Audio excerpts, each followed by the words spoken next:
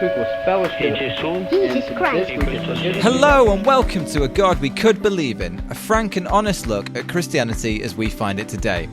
We're going to be looking at the things the church says and does that are embarrassing, confusing, or even downright offensive. In other religious contexts, your questions might be forbidden, but not here. So whether you're a lifelong churchgoer with the scars to prove it, or you've never entered a church and are just interested in the debate, this is a safe space for you. In that spirit, we're diving headlong into questions of sex and relationships, covering topics from marriage and purity to sexuality and masturbation. We'll also be looking at issues of abuse, gender and identity, so listener discretion is advised. Please look after yourselves. In this episode, we take a long look at what the church actually teaches about sex and unpick the widely held view within Christianity that sex is only morally acceptable when it takes place within a marriage. I'm Tim Woodson, and today I'm joined by practical theologian Simon Hall, biblical scholar Charlotte Naylor Davis, and poet, former social worker and daughter of Simon, Rachel Hall. Alright, so we are today talking about sex and the church, and particularly what the church teaches about sex. So, Simon, you're as representative of the church today. What does the church teach about sex? It's so wonderful being God's ambassador. I do think God's pretty good, but nonetheless... With that caveat... Yeah, it's sometimes it can be really annoying when people treat you as like, right, you tell me what God says about this. I think people probably, particularly in Europe and North America, will have a sort of generic idea that the church seems to have an idea about sex that comes from previous centuries, probably like the 19th century, something a bit Victorian, a bit staid. When the church talks about good sex, it's normally talking about morally good sex rather than pleasurable sex. And that is actually a relatively new idea, but that's what we're talking about now, that good sex is, according to most churches and Christians, sex that happens inside a marriage. And morally bad sex is sex that happens outside a marriage. So a marriage is in the UK something that you do legally. That's not always been the case, but you have a ceremony, you sign a contract. That's the basic teaching. There are some nuances, there are some blurry edges, but basically at the moment, the majority view is if you want to have sex, you should get married and do it there. Any complaints? No, that seems about right. We've all got to be inside marriage, right? All sex. Inside marriage. I think in terms of what sex is, it's changing. And even people who think that they have a traditional view of sex have a very modern, nuanced, post-Freudian, post-feminist view of what sex is. And so there's a lot of working things out on the fly, but the basic thing is that marriage is the sort of frame in which all of the other conversations take place. When we talk about the church in this context, I mean, I guess what we're really meaning is particularly Western, particularly evangelical strains, I think is what we tend to focus on. Do you think this is one area where the church broadly agrees across cultures? I'm not going to be able to talk about lots of different cultures, but what I encounter as part of a kind of post-colonialist world where countries that the UK colonised are now receiving large numbers of Christians coming to live here, is that they have taken what we taught them in the 19th century and then kind of boosted it to an even greater degree. So the importance and the particularly things like the gender difference and the punishments if you go outside that box seem to be even greater in Christians from kind of post-colonial Commonwealth countries. Certainly true that inside of Catholicism and Eastern Orthodoxy, sex is inside of marriage. So it is one of those things that's, is a consistent, marriage is an important thing. It's weirder, I think, in evangelicalism or kind of like Protestantism, just in general, because in only certain circumstances is it a sacrament. In Catholicism, it's a sacrament. In Eastern Orthodoxy, it's a sacrament. So it's one of the things instated by God in which kind of holiness occurs. In Protestantism, particularly, so Simon and I both work for Baptist churches, we don't have sacraments as such, but we still have managed to load marriage with the same sort of weight and kind of holiness, and we've kept that. So it is a kind of, across the board, marriage has a big role to play. And what's been interesting in the current debate about the meaning of marriage, which is really about whether people who are not straight and cisgender can be included in marriage, is that evangelicals in particular have kind of retroactively bought into this language. You know, there was a whole revolution in the middle of the last century around contraception, and evangelicals were largely quiet about that. At that point, they weren't really that bothered about whether couples could or couldn't have kids. But now, all of a sudden, because of a different reason, they're now declaring very, very loudly that not only is sex only for marriage, but the purpose of sex is to have children. And so any marriage in which people can't have children is not a real Christian marriage. Would you say that's reacting against a wider societal view of sex that has liberalised? I think they definitely don't know what to do with sex purely for pleasure, recreational sex, purposeless sex beyond the immediate moment. I don't think there's any real understanding of that. But I feel it's a bit naughty, because definitely this is a new thing. Just because they don't want gay people to get married, they've suddenly started saying in the last 5 years, oh, no. Marriage is just for having sex in order to have children. Whereas Charlotte says that's what the Catholics have said all along. At least they've been consistent. Yeah. Yeah, sorry. Give Catholicism and Eastern Orthodoxy their due.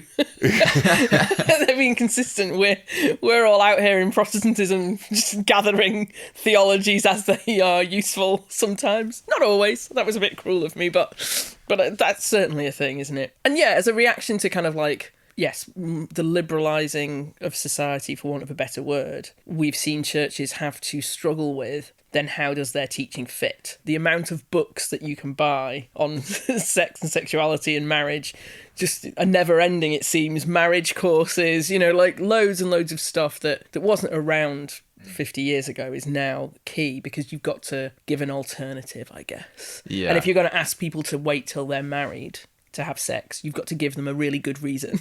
Right.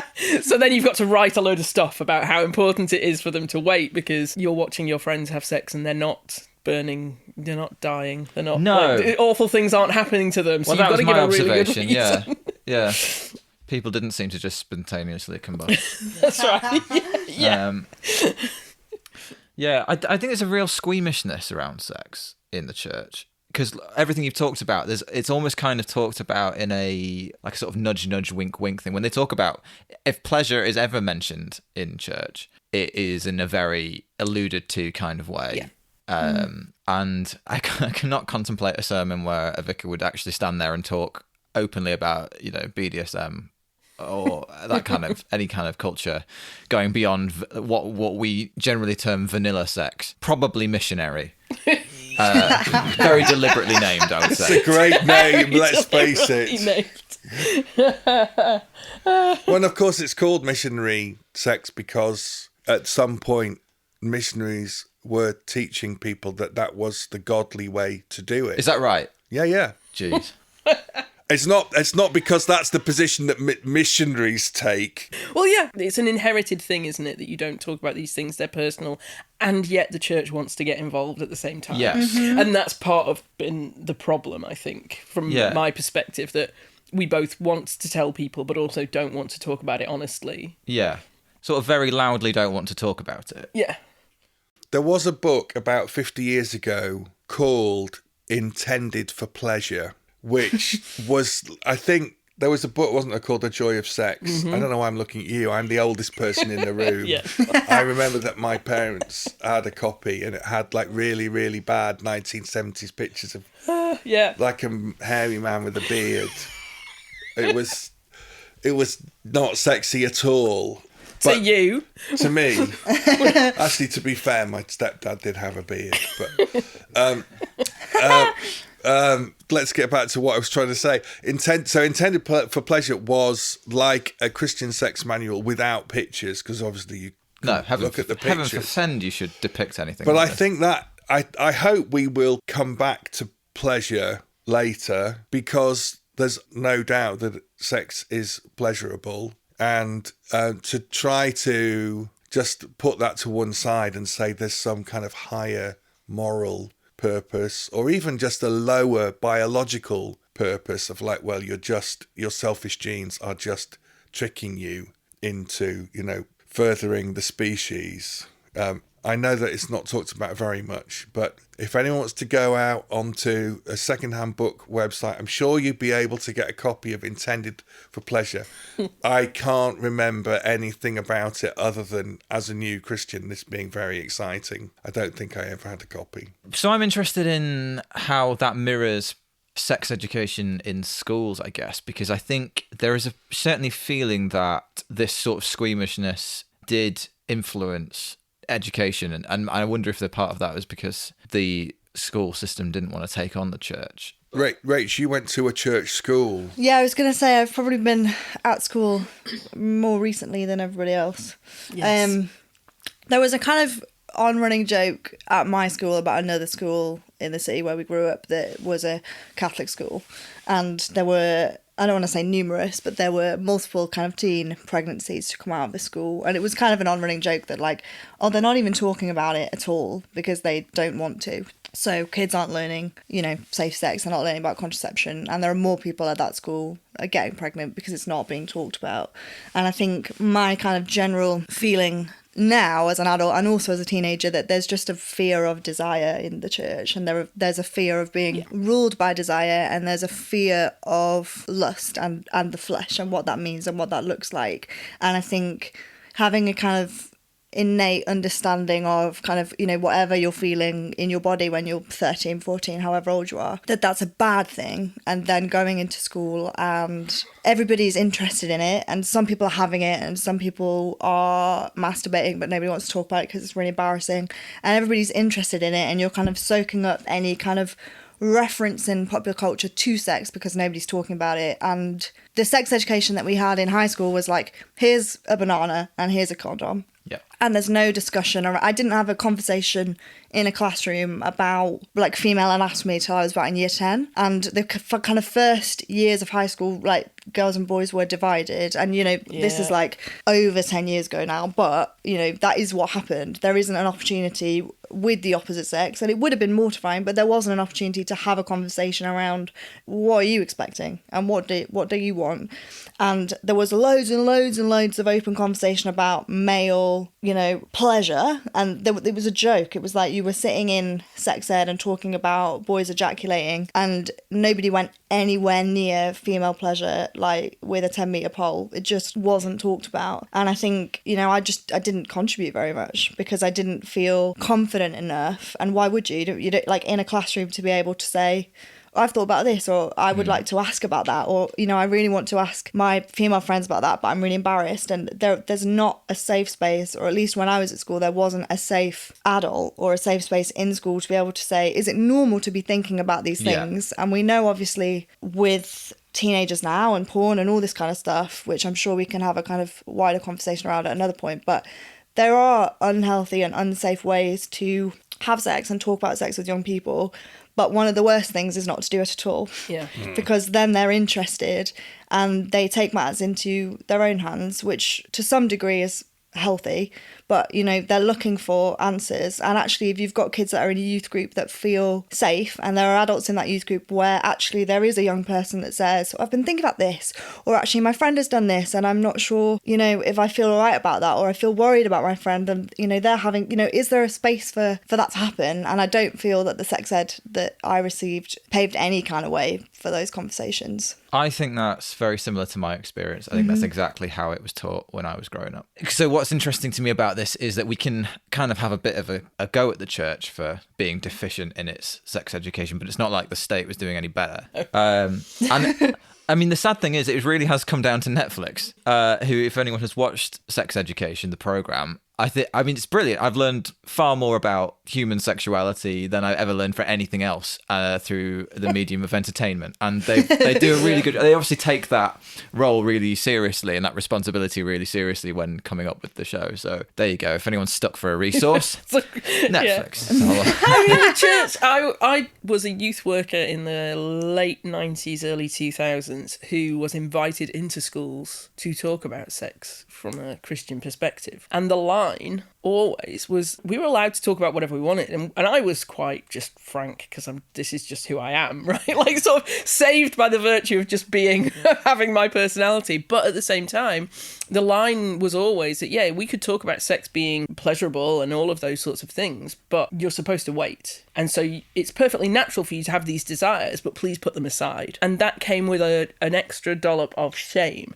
I think school sex education came with embarrassment, because it was just embarrassing. And you're a teenager, and when you're a teenager, you're going to be embarrassed anyway. So there's all of that playing. But then at church, the rule was be ashamed. And that took two forms, really, didn't it? So women just weren't supposed to have sexual desire. Like, it was never talked about. We're meant to want to be a virgin and keep virginal and purity and keep innocent and all of those things. And that's it was a big part of my identity as a Christian teen. And for the boys, it was a kind of like, well, you definitely will struggle with this. This will be a problem for you. Men are driven by these desires. That's a thing that you're going to have to deal with. So here's some shame about it. But also it's inevitable. I mean, it's a sort of like women were just supposed to not have it. So we all felt like we were clearly something was wrong with us if we had any sexual desire at all. Like, that was not something we were meant to have.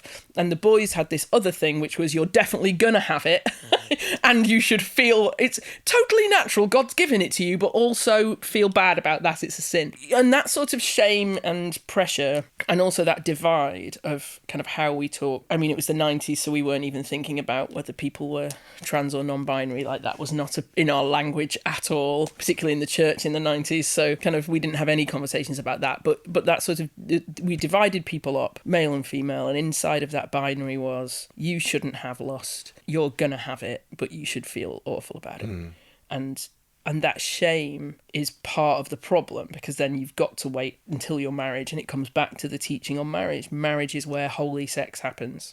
Yeah. Lust is only for channeling into the moral version of sex, but it can only be channeled that way. I think it's worth saying that if porn is the primary way now that young people are being educated, that's not necessarily a better education. I'd just like to state for the record, that I'm not an expert in porn, and I therefore have to take what other people tell me as read. But I understand that the majority of porn involves expressions of violence against women, slapping, that the majority of porn that people watch assumes that hitting the woman is part of the pleasurable experience. I remember watching a female comedian on social media saying, I watched porn, and up to that point, I didn't know that in porn, the woman gets to say what she wants, because in my experience of sex, that didn't happen. So I don't think we should caricature the church as having a uniquely bad take on sex. I'm not sure where we're going at the moment is necessarily an improvement, because we can say, hey, our kids are like watching adults have sex on their phones. That's going to be so much better. No, I don't think so. I mean, porn generally is a reflection of various things in society and extremes and fantasies, isn't it? So out of its context, it hits very differently. So if you're a young teenager, that's very different from someone who knows exactly what they're looking for and what they were wanting and what their desires are. But then I think we come back to, the traditional church teaching on sex, which is very, very limited, stops any conversation about what desires are, what natural desires are. We haven't got time for a full episode on the psychology of fantasies and kink, right? But there are very few of those things in and of themselves I would personally say are immoral, but how you use them and what you're doing with them. And this is all context based. But what we have is a traditional teaching on sex that says, in some ways as well, dangerously, once it's inside marriage, it's definitely holy. Yeah. And if it's yeah. outside marriage, it isn't. So to bring us back to kind of like traditional Christian teaching on sex and who's it good for and all of that sort of stuff, we've had an issue of patriarchally, a man can do anything to you inside of marriage because once you're married, then that counts as moral. Yeah. And outside of that, it's immoral. So this weird dichotomy between like it could be consensual outside of marriage and it's immoral. But if it's non-consensual inside of marriage, both legally and as far as the church is concerned, that's fine because you signed a piece of paper and you did a ceremony. That's a problem. So it's not that kind of like I'm not saying like, oh, it's great that people are learning in all these different ways. All of those obviously have their problems and their context, but this kind of like, there's a line, here's our line, and anything one side of it is bad and anything the other side of it is good has been destructive, I think, for lots and lots of people, but also just like legally, the church was part of our decision making in law about what was allowed in marriage and what wasn't, and we still had laws that allowed marital rape until the 90s. And that's partly because of inherited church context. Obviously, one of the issues, without preempting future episodes, is the stuff that we have in the Bible comes from a time when people probably got married around 14, 15, and before the Industrial Revolution, when suddenly everyone had to go to school, people were probably still getting married in their teens. And now we just don't do that. The world that we live in requires us to be highly educated, go and work for a long time before we've even got enough money to rent somewhere, never mind buy our own home. So we are living in a completely different society. So if we take rules from a society in which it's like you'll be married when you're 16, 17, 18 to one where you might not get married till your 30s, then we're just not taking into account the reality of how people live today. I remember me and you having a conversation about that and you saying that piece of information to me, and that, you know, at one point in history, people would have got married at 13, 14. So when you're starting to have those physical impulses and desires, you're potentially already in that safe construct to do those things. So the context of getting older and experiencing these very normal, natural kind of physical experiences and not being in a construct of marriage to be able to explore that, the Bible can't speak to that. And I think one of the things that I feel afraid of for some of my Christian friends is they want to wait till marriage, and that is their choice, and they are adults and they can make that decision. But to take it to the extent of, I can't do anything with myself, I can't do anything with my partner before we get married. They go into a married relationship to have sex for the first time with a complete lack of language around what they understand about their body, what they feel comfortable with doing.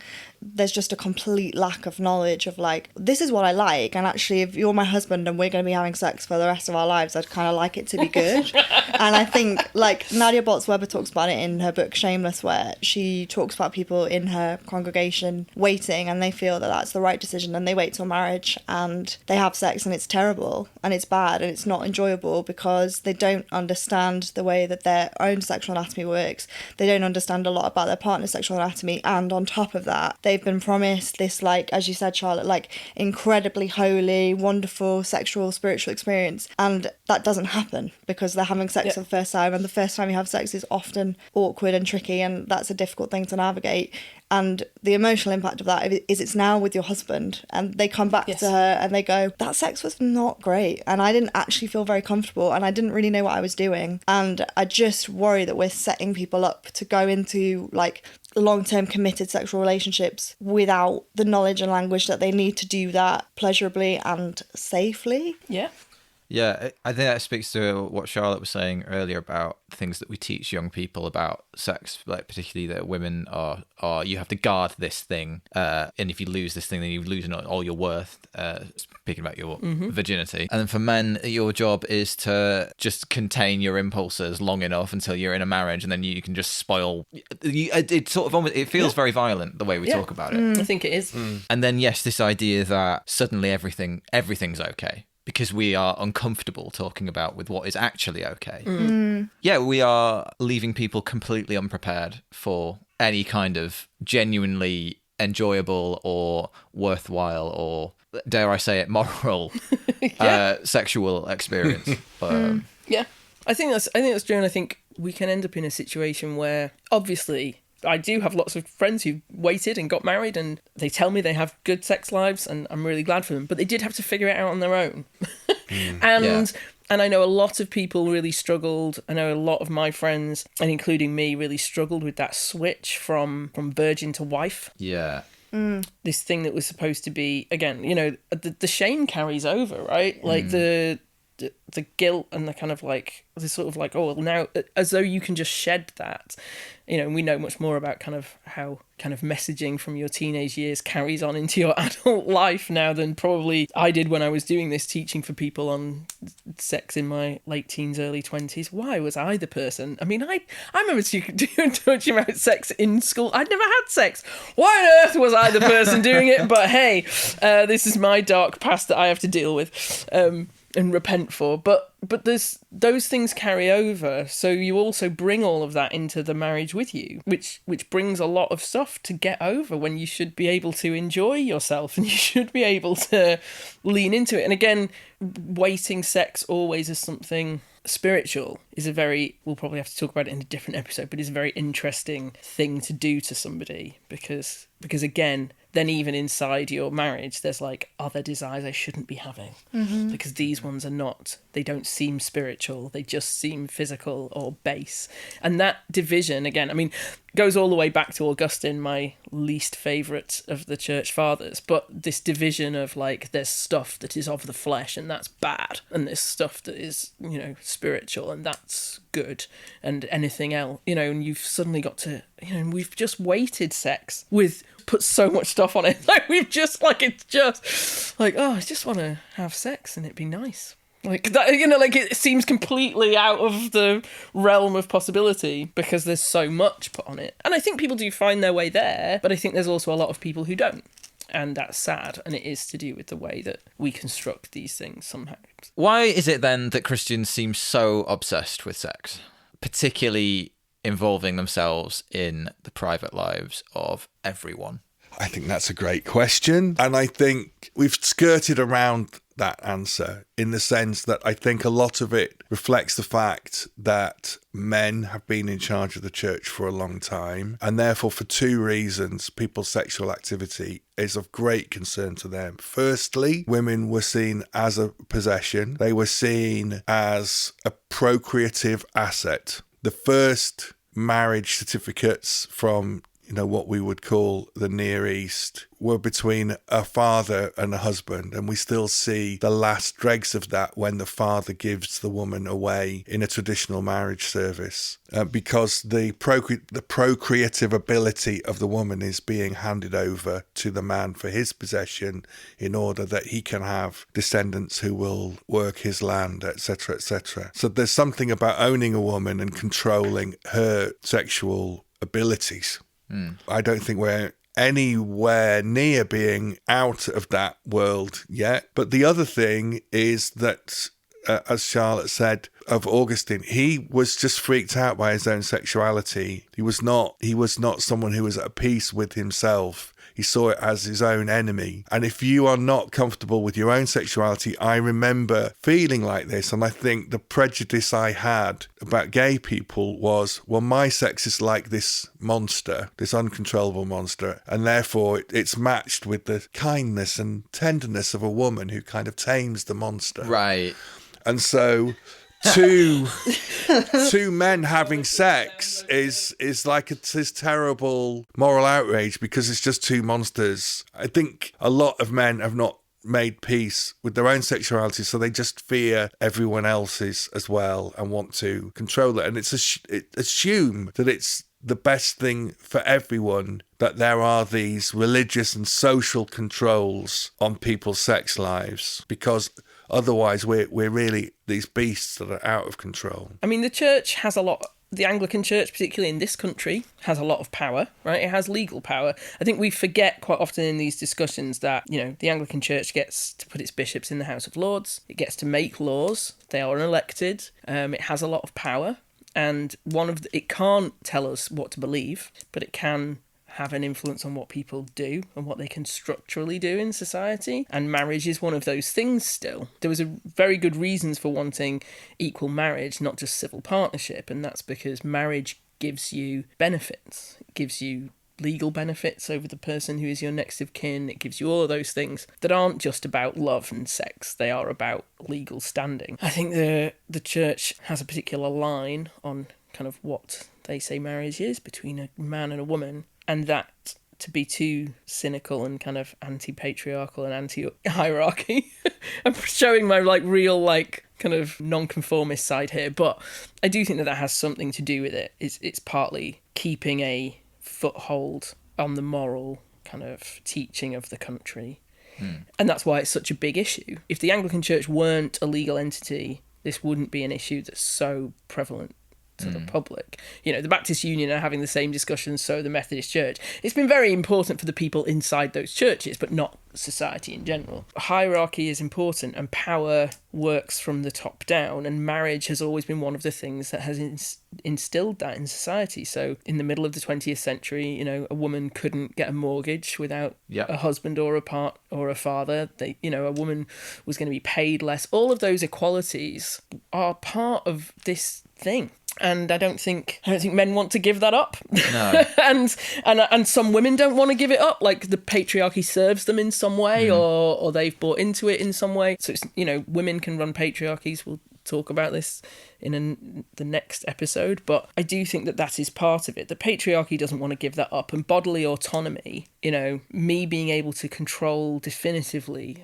what I do with my body, when and where, is a very powerful thing, but obviously very disruptive to a social system that wants to tell me what to do with my body. And I feel that very keenly, I think, as someone who grew up in the latter end of the 20th century and was socialised female and in this body, that's quite important. The church, probably part of my pushing back against this stuff now is going, oh, hang on a minute, I really wasn't given bodily autonomy.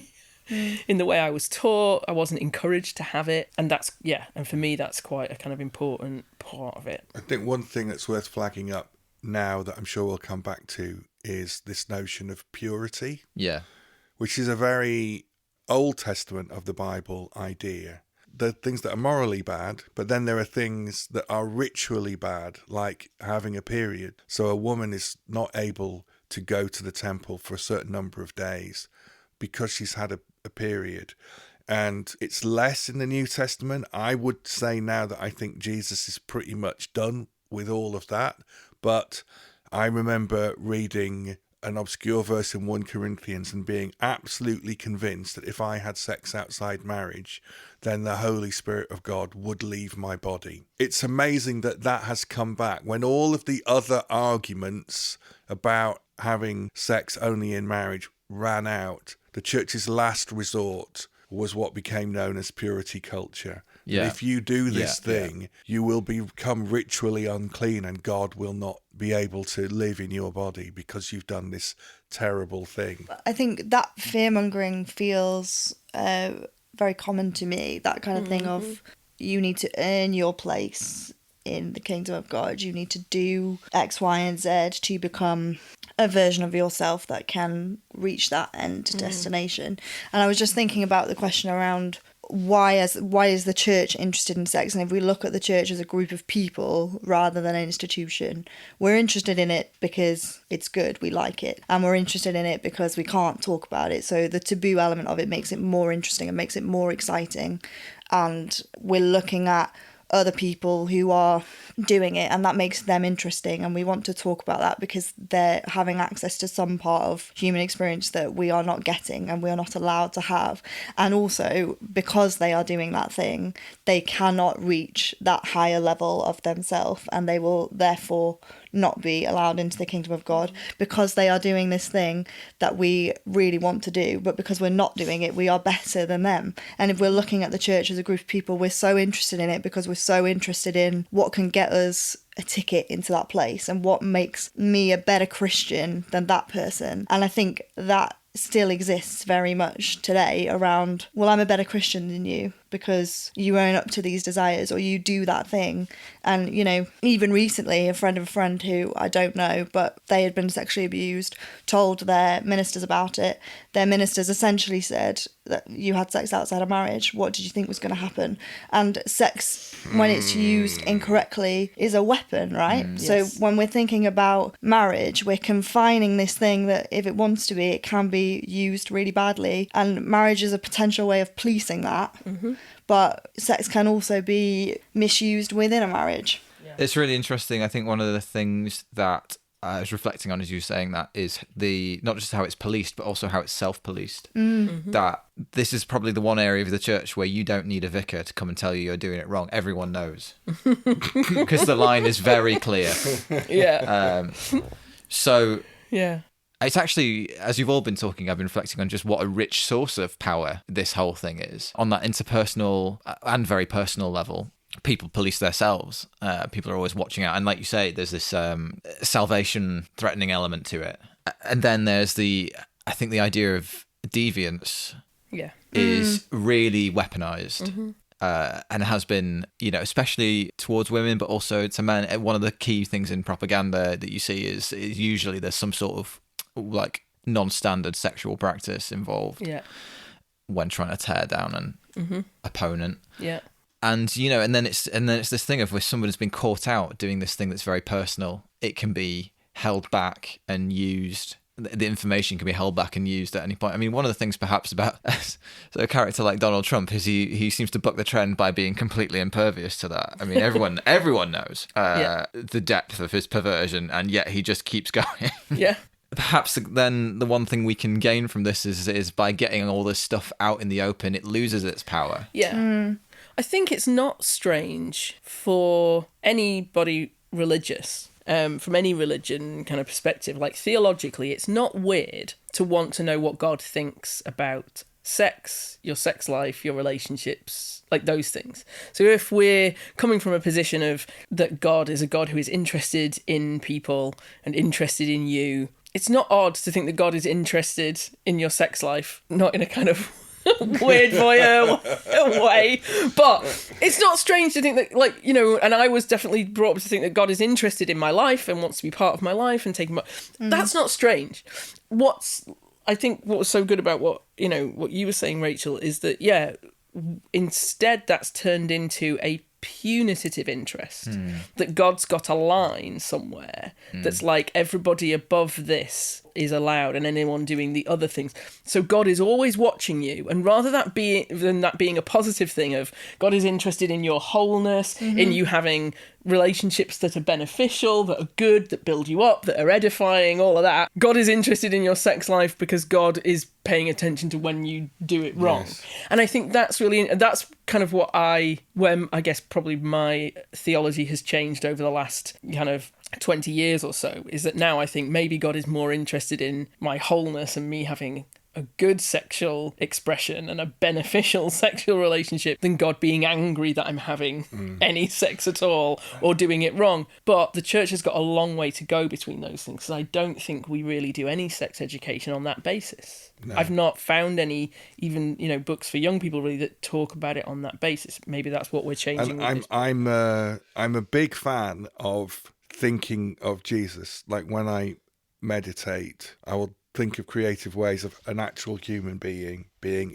talking to an actual human being. But when having sex, I would recommend not imagining I was really good. Glad Jesus you said meditate. Being in the room watching you.